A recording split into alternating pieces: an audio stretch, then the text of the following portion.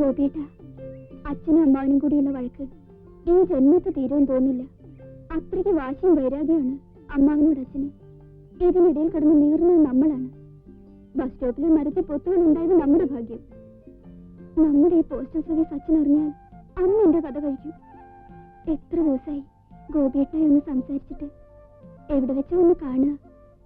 അച്ഛനും അമ്മാവനും ആരും അറിയാത്തൊരു സ്ഥലം ഗോപിയേട്ടൻ കണ്ടുപിടിക്കുക. ഞാൻ അവിടെ വരാം. സ്വന്തം സരിത.